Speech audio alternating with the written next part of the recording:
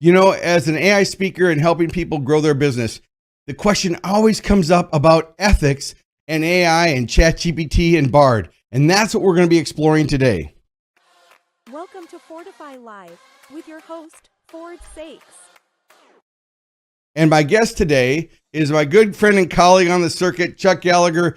Chuck's been known worldwide as a culture and ethics speaker. And when AI came out, he jumped on the bandwagon with that, just like I did, to try to understand these new tools and how they're impacting businesses. But with his unique senses of ethics in AI, I thought no better person to have on the show today than Chuck. So Chuck, welcome to Fordify Live. We're live right now on Facebook and LinkedIn and YouTube and a few other places. And it's the recording for the Business Growth Show. So anyway, Chuck, welcome to the show. Hey, Ford, great to be with you. Thank you so much. And just first, kudos and shout outs to you, because I will never forget at a meeting, you came up to a table where I was sitting at lunch and said, man, you've got to see this. And so you are my intro into AI, and I am deeply appreciative.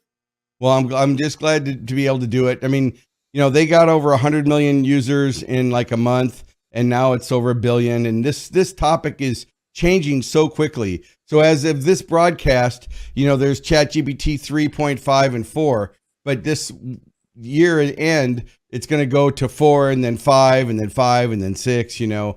And some of the things, just to start this show out, what's interesting is, you know, right now everybody's going to the browser and they're trying to use AI or using their phone, but now AI can see, it can hear, it can speak, you can interact with it. Just like a person, like a sentient being. Intel announced that they're going to be coming out with AI on their chips. So computers are going to have it built in. Apple's coming out with AI on their phones. It's going to do a new version of Siri because that thing, it doesn't work very well anyway. And, you know, I'll ask Siri something, Chuck, and I'll say, find restaurants near me. Do you want to buy a soccer ball? You know. And then lastly, AI is going to get just built into everything. And so the question really comes up in all my presentations: what if you create something in AI? Who owns it? And what if you use AI? And what if it writes something wrong or says something wrong? And full disclosure for this episode, and I haven't let Chuck talk yet, but I will, promise. This is for educational and informational purposes only. Do your own due diligence. We are not giving you legal advice. Okay, Chuck, what have you found since you've been writing? I've been reading your newsletters about this. What are you finding in the nuances that businesses are worried about with ethics, and how do you feel this is going to impact everything? Well, I mean, okay, Ford, it's a little all over the place, right?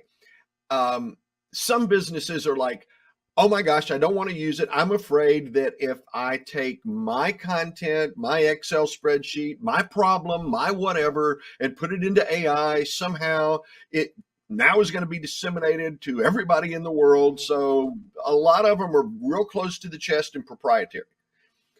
You get a lot of businesses that are all in to AI because of the immense value of the tool, and don't necessarily think about checking the details behind it.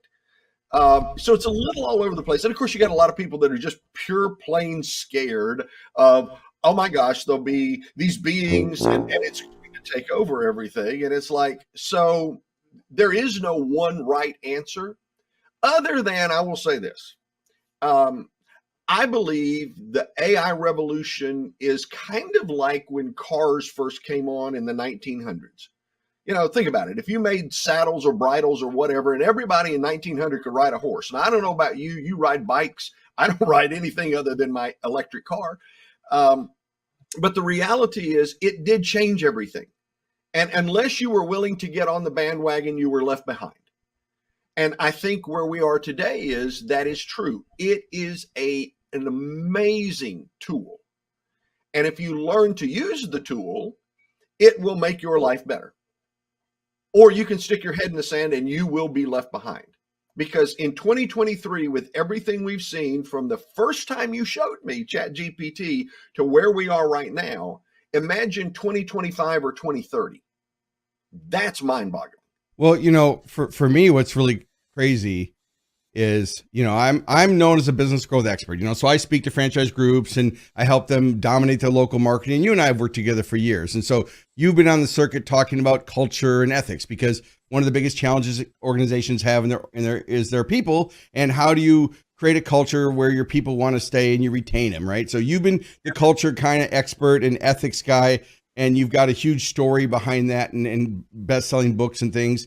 And then I've been speaking on business. And when I saw this and I knew about you, that's why I showed it to you at that conference, because I know it's going to impact. And every single keynote I've done, and I've done about 40 this year to brands on AI. And this isn't the technical click this button and do that. It's more, what do they need to know? What do they need to do? How do they prepare their teams? How do they use it in business? And the rules are changing constantly because AI is evolving. And so the first thing is the fear of their data. ChatGPT does have an enterprise version now. Microsoft is coming out with Copilot. So you're going to be able to use all the Microsoft programs in a closed environment so that all your data doesn't get used. And then Google is coming out with Gemini, which is going to be the Google. So the industry understands that people don't want their data used. The biggest thing is, this isn't Google. When you upload something to ChatGPT, it's not being posted on a website. It's being used in the overall learning of the tool. You can set a checkbox that says, don't use my data to learn. I don't know how much I believe that.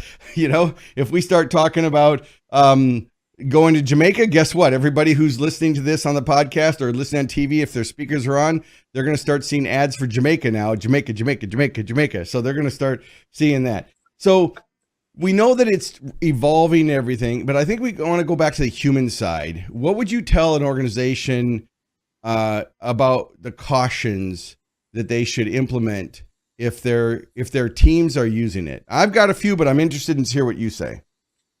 Well, okay. The first thing that strikes me is be aware of whatever the limitations are. For example, early on when ChatGPT came out, one of the things was, well, it's good through whatever, 2021, 2022, whatever the date was that was the cutoff of information. So is it current? Now, that has changed. But for me, I personally like going to Perplexity as an AI tool, primarily because it's not as conversational as ChatGPT. I don't get quite the marketing that I feel from there, but Perplexity will give me clear citations as to where the information is coming from, which kind of allows me to go deep. And you've heard the story. I'm sure you probably even talked about it, but the attorney that comes along. Yeah, the Wall Street Journal guy. Yeah. It's like, you sit back and you look at it and like, what were you thinking? You literally didn't read the brief and make sure that the citations were correct. It's like, wow. Although I'll give credit to ChatGPT, they created citations and a really nice narrative that supported the concept. So on one hand, it's creative, but on the other hand, you have to literally think about, what is the application I'm looking for? And is the information correct, accurate, and a good representation of what we want? All right. And so just a quick basis for those listeners that might be newer. AI, what we're talking about is there's large language models. And there's basically 3 large language models. So you've got ChatGPT, which is on the Microsoft side, and there's other people. And then you've got Bard, which is Google. And Bard right now, I believe, is lagging about 6 months behind in technology. That's light years. I think it's going to overtake when Bard, I think that what you'll see a leapfrog and Google's Bard will actually surpass ChatGPT, but it's not there yet. And then you've got Anthropic. So you've got these large language models. And then things like Perplexity and Murph and Synthesia and Quillbot and Jasper, and I could name names till the cows come home. All these other programs use that large language model as their engine. So the engine is the large language model, and all those other ones, think of them like cars. And there's an AI for everything now, and there's thousands of people, and now even ChatGPT is coming out with that you can create your own what's called GPT. So Chuck, you could go to chatgpt.com or chat.openai.com. Sorry, everybody. And you could create your own ethics GPT. Sure. And it could be loaded onto a website, and it'd be a specific modality that you had trained to look for ethics. And the biggest problem with AI is, of course, It doesn't know the difference between right and wrong. It will hallucinate. It will make things up. There are security issues. There are bias issues. You can ask it something at 9 a.m. and it'll give you one answer, and at 2 p.m. it's a completely different answer. So you've got to do your due diligence no matter what you're using, and make sure that it makes sense. And what I always tell people is treat AI as an intern, not as an expert. So, if you want it to do something, just like if you hired somebody, you would have a conversation. Now, I want to go back to one thing you said, which is you liked Perplexity because it cited the sources. So I'm going to ask you, and this is you and me, right? We're live in front of a lot of people, but this is me and you. Have you set up your custom instructions yet in ChatGPT? I have. Okay. So one of the things I would recommend you do, everybody listening, if you're using ChatGPT, is go to your settings, go to custom instructions, and there's two questions. The first question is, what do you want it to know about you? So you would put in your brand, your style, who your ideal customer is, what your value propositions are, all those different things to understand what your brand is. The second question that it asks is, how do you want me to respond? Now, one of the things that I have in my custom instructions is I have a line that says, first I have a line that says, don't use cheesy openings like, I hope this message finds you well. Because those of you that know me, that's not how I talk, right? I don't say that. And then I have a line in there that says, cite your sources, justify your answers, put your links at the end of a prompt. And if my custom instructions have limited your response, please explain why. Be proactive and think of questions that I didn't ask you. Ask me questions until you understand. So I've all these custom instructions built in so that when I go to create a prompt, ChatGPT already has a pretty good understanding of what I'm asking. So the results that I get are much better. Because I just did an AI summit last Thursday. I did an AI summit, and I do them around the country. And they're 9 to noon, low fee things. Because what I'm finding is I thought we'd get 1,000 people. We had like 100. The only reason we had that low people is people don't know why they need it yet. I mean, I spoke in Jacksonville a week ago to a large franchise brand, 600 people in the room.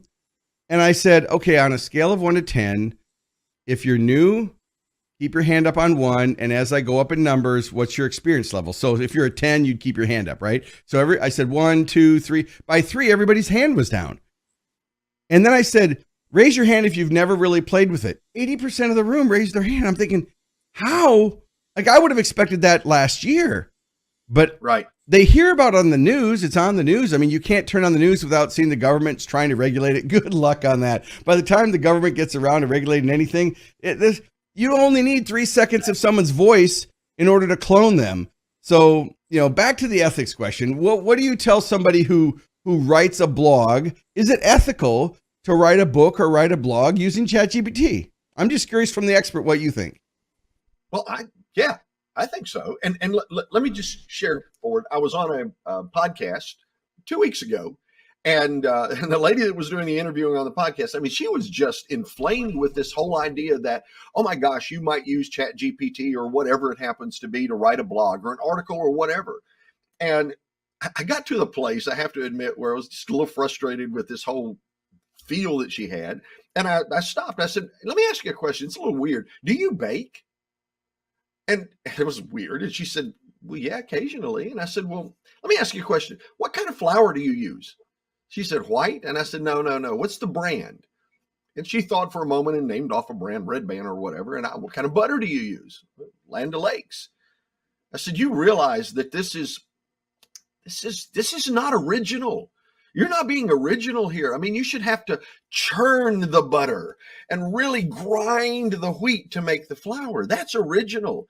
Anything that we're talking about, you're complaining about using a tool, but you use the tools. It's called Red Band and Land O'Lakes to make your cake or whatever it is you bake. If it was me and I'm going to, I don't know, family reunion, I'm using Betty Crocker, Duncan Hines, Pillsbury. It's a cake mix. And you know what people will say?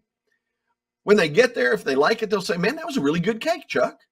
They didn't ask me how I made it or what tools I use. They just like the cake. So the question, Ford, for me becomes, why am I only relying with the 8 inches that's between my ears when I could use the tool?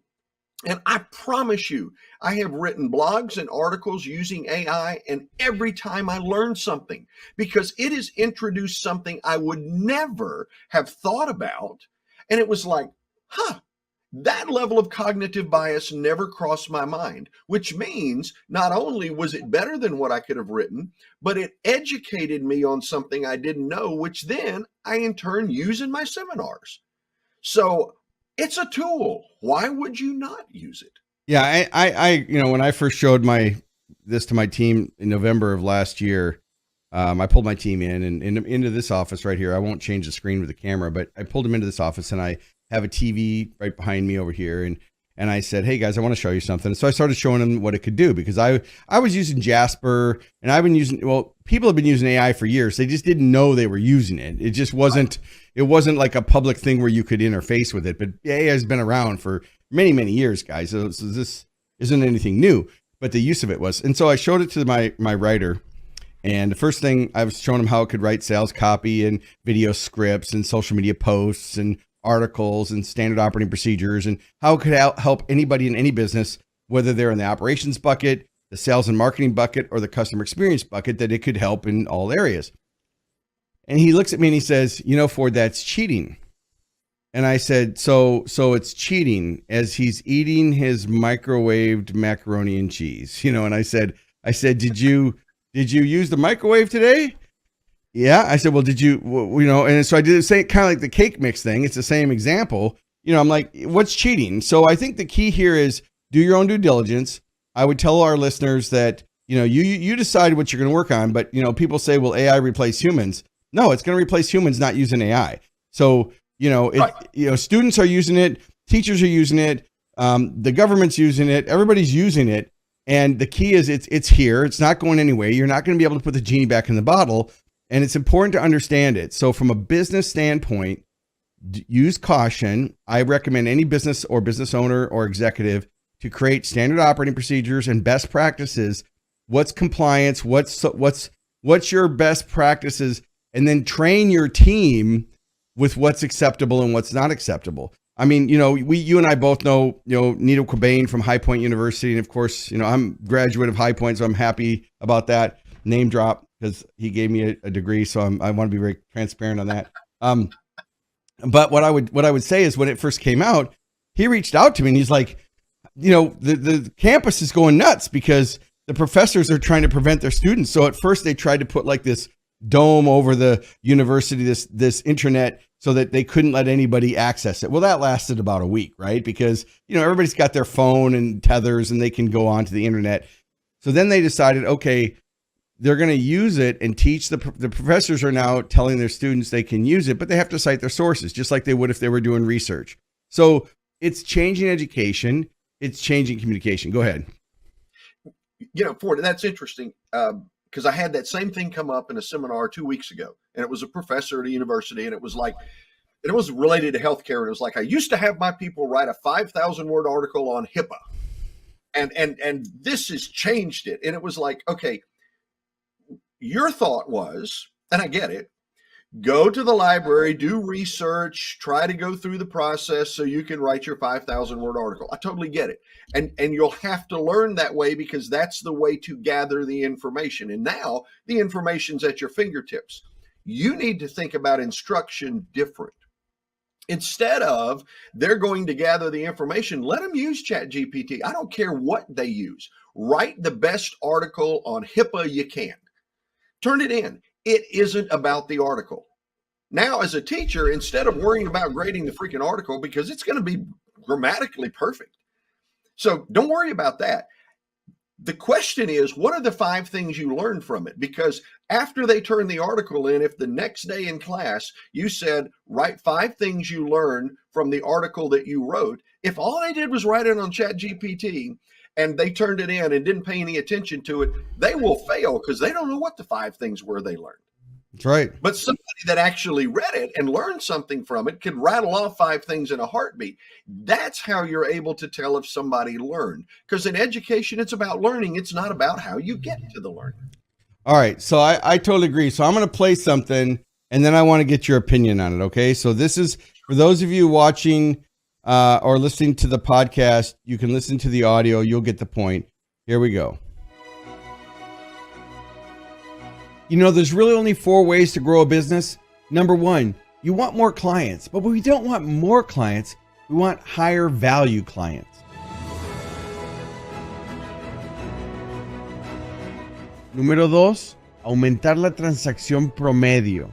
Sucede al agrupar o agregar mejoras de valor y ventas cruzadas para añadir más valor y resolver más problemas, lo que lleva a aumentar la transacción moyenne. Et numéro 3, comment augmentez-vous les ventes répétées et de Recommandation? Optimieren Sie Ihre Abläufe. Einer der besten Wege, dies zu tun, ist die Nutzung von KI und ChatGPT. Jin Dantai, 小規模ビジネス起業家、専門家でビジネスを成長させる方法。だから、シンプルに保ち、とで複雑にする。So I didn't know if you knew that I spoke Spanish, German, Japanese, and I can't remember the other language right now. I'd have to look it up. French. So, you know, is it ethical for someone to use a tool to change their language? What do you think? Sure. I mean, look, here's the thing, Ford, and I know a lot of people really resist this concept, but I'm going to switch it for a second. In the old days, if you did math, you knew a formula. You know, you saw some of the movies of the ladies in the Apollo that could just sit down and do this in their head, which is just mind-boggling. My father worked for Bendix Avionics. He had a slide rule. I still have one of them. Don't know how to use it, but he used a slide rule. Then came calculators. The Texas Instrument Business Analyst 2 saved me in finance because the teacher didn't care. How you got the answer is, did you get the answer? And now we have this tool that gives you the ability to communicate to other people who may not find English as a native language, but to yet be able to communicate concepts and ideas. And after all, that's what you're looking at. And that tool, by the way, Ford, I saw the video that you did with that, and I was like, holy moly, that's interesting. So, you know, after a brief conversation, and I think you helped me with this, we recorded something very much like this and uploaded it. And today, Chuck speaks Japanese. And the funny part, I mean, I laugh at it at one level, but at another level, the reality is it gives all of us the ability to transcend our language limitations. So if you could do that, wouldn't you? Exactly. Sure. And there's even glasses now. I don't know if it's Google or what, and one of our listeners will probably type it into the comments, but there's glasses now that you can program that if someone comes up to you and starts speaking another language, it has a thing in your ear and it can automatically translate what they're saying. And then you can speak English. And then there's a speaker that basically, without having to like use Google Translate and use it on your phone, you can have a real-time conversation with someone in another language. I mean, I know about me when you and I travel internationally, I mean, that's always a thing. I mean, I don't speak other languages. So, you know, I'd certainly get a lot more done in hotels if I could speak other languages, right? Because every hotel is a different language. So absolutely. Yeah, it's and great, you know, that way. You sit back and think about that. And you and I have been to conferences where there is a translator. Well, as speakers, that changes the complete flow of what we're doing. Oh, you got to be so careful. Plus, the stories don't necessarily translate, and you've got to pause. The laugh lines are different. What's funny in the United States is offensive in Singapore. I mean, you got to be so careful. And if nothing else, just using the tool to create something in another language and have a friend in another country listen to that translation and say, okay, Chuck, what you said makes sense in the United States. Okay, I live in South Carolina. If I was at Myrtle Beach and I approached a young lady and said, do you want to shag? That would be okay. That means, do you want to do the East Coast swing? It's a dance. It's a thing here. I just hope she's not British, because if she is, I will have a black eye, because that was a quote totally inappropriate. So the ability to use the tool makes a whole lot of sense. I just love Fordify Live because we're giving you light world wisdom here. So just make sure you use it properly. All right, I was looking through some slides here. I'm going to put up a full screen slide here for just a second of ethical considerations. I got these from you that you can use in your organization. Was conduct ethical assessments in your organization, adhere to privacy regulations, make sure you have them in your company, implement ethical guidelines, create the guidelines, and then implement them. And most importantly, stay informed, just like you're doing now. Subscribe to Fordify Live. We go live on Wednesdays at 11 a.m. Central on LinkedIn, YouTube, and Facebook. And our guest today is Chuck Gallagher, and his website is Chuck, I'm going to spell his last name, Gallagher. So just Google Chuck Gallagher or ethics speaker, and he's got a great story, and he works with brands. Any closing thoughts for today's episode? Well, okay, Ford, I think one thing you said, and it can't be reinforced enough, those people that decide to understand how to use the tool will absolutely have a wonderful future. And in my opinion, I think it will unleash creativity and advance our businesses, because we no longer will be constrained with having to do the mundane. If you do not do that, however, you will be woefully behind, and that will be painful for a lot of people.